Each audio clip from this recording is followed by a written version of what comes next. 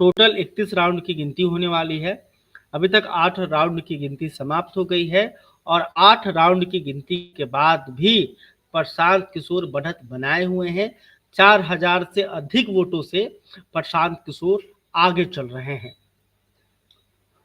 तो बांकीपुर चुनाव में क्या होगा, और सबसे तेज अपडेट जो है खबर पॉइंट आपको दे रहा है।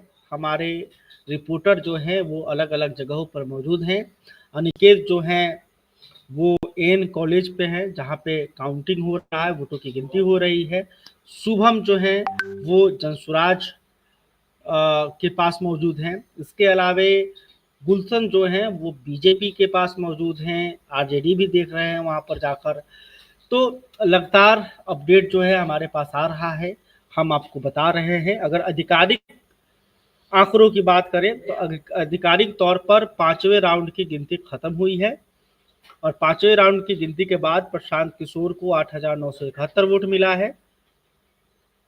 नीरज कुमार को 6,652 वोट मिला है और रेखा कुमारी जो कि आरजेडी के उम्मीदवार हैं उन्हें 1,534 वोट मिला है। यानी कि अगर इलेक्शन कमीशन की माने तो 2,319 वोटों से प्रशांत किशोर अभी आगे चल रहे हैं। ये मैंने आपको आधिकारिक आंकड़ा बताया। अगर हमारे रिपोर्टरों की इनपुट की बात करें, एन कॉलेज से जो अपडेट सबसे पहले हमारे पास पहुंच रहे हैं, अगर उनकी बात करें तो 8 राउंड की गिनती लगभग समाप्त हो चुकी है और 4,000 वोटों से प्रशांत किशोर आगे चल रहे हैं।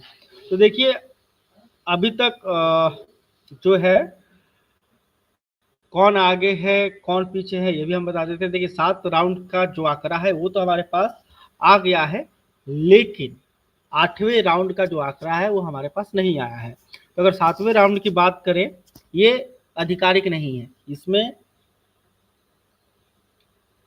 चेंज हो सकता है। तो देखिए 7वें राउंड में जनसुराज को 13,500 वोट मिला है, बीजेपी को 9,493 वोट मिला है, यानी कि करीब 4,007 वोटों से प्रशांत किशोर आ गए हैं। तो ये देखिए लगातार अपडेट हमारे पास आ रहे हैं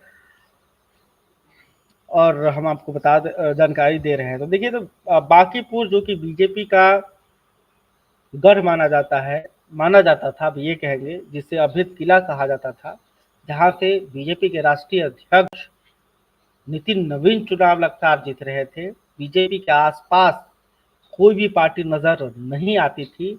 उस सीट से प्रशांत किशोर लीड करते हुए नजर आ रहे हैं। कहीं ना कहीं बीजेपी को